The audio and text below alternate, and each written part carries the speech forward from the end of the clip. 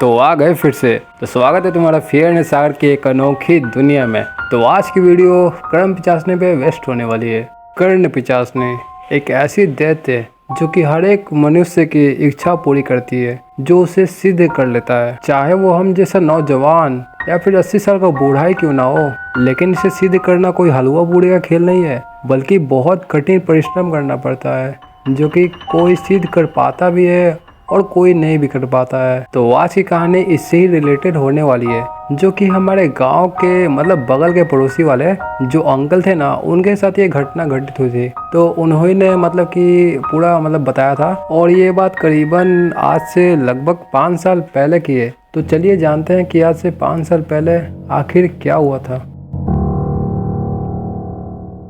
तो पहले जो हमारा गांव रहता था ना, वो पहले जैसा था वो ऐसे अभी भी है। ज़्यादा कुछ चेंज नहीं हुआ है, जैसा था वैसा ही है। तो जो हमारे बगल वाले जो पड़ोसी थे, जिनको हम लोग चच्चा बोलते हैं, तो उनका आर्थिक स्थिति बहुत ही ज़्यादा ख़राब था। कि खाने पीने के लिए कैसे कैसे जुगाड़ करते थे वो लोग, उनके घर वाले ऐसे वैसे उनका हाल था। बहुत ही ज़्यादा गंभीर परिस्थिति था उन लोगों का।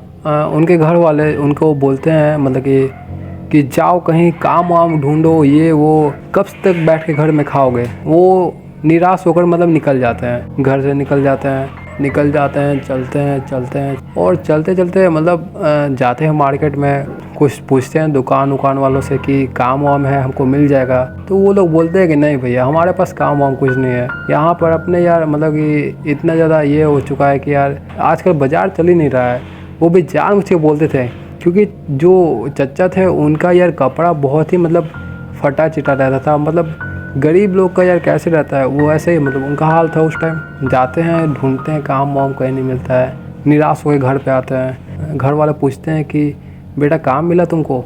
तो वो बोलता है कि नहीं हमको मिला ऐसे ही। वो निराश होकर तसल्ली दे देते हैं घर वालों को कि नहीं हो गया ये वो। लेकिन अगला दिन जाते हैं फिर यही तलाश में, फिर उनको नहीं मिलता है। तो ऐसे ही करते करते लगभग 7 दिन बीत चुका था। 7 दिन बीत चुका था, उनका हालत बहुत ही ज़्यादा ये हो चुका था, खाने के लिए लाला पड़ गए थे घर में। बच्चे ये वो सब भूखे थे बहुत ही ज़्यादा। तो उन्होंने सोचा कि क्यों ना अब यार गलत काम किया जाए, क्योंकि गलत काम करके ही अब पैसा आएगा मेरे पास। ऐसे वैसे तो पैसा आएगा नहीं, क्योंकि यार भलाई का ज़माना अब तो बिल्कुल नहीं है। तो वो निकल जाते हैं सीधा कि खेतों से होते होते निकल जाते हैं सीधा किसी की बगिया में, बगीचा में लकड़ी चुराने या फिर फसल चुराने निकल जाते हैं। तो बगीचा में जाते हैं, तो बगीचा में वहाँ पर कोई नहीं था। तो जाते हैं खेत में देखते हैं तो यार अभी फसल कि तैयार हुआ नहीं था।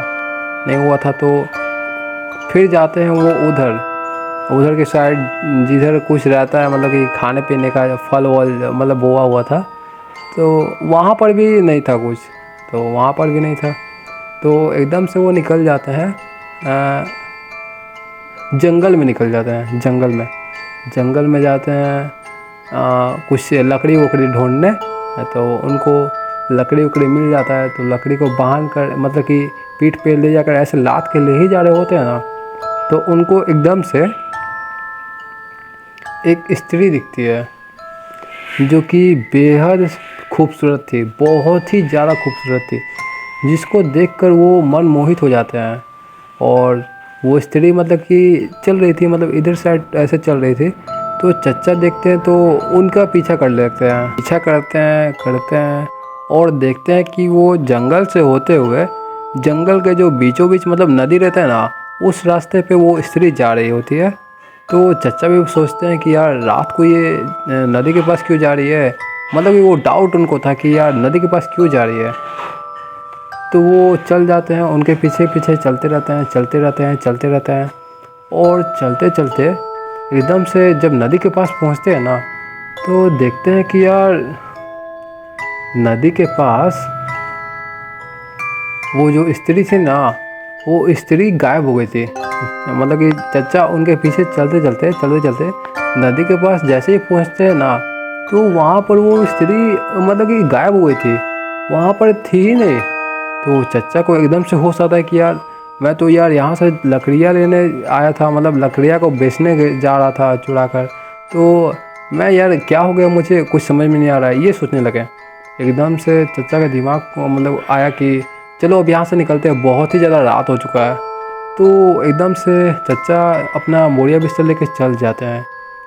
उस दिन जाते हैं घर पे, सोते हैं, लकड़ी उकड़ी बेचते हैं, थोड़ा पैसा आता है। आर्थिक स्थिति तो बदले नहीं थे थोड़ा भी, मतलब कि खर्चा पानी चल जाता है उससे, घर का खाना पीना वो सब चल जाता है।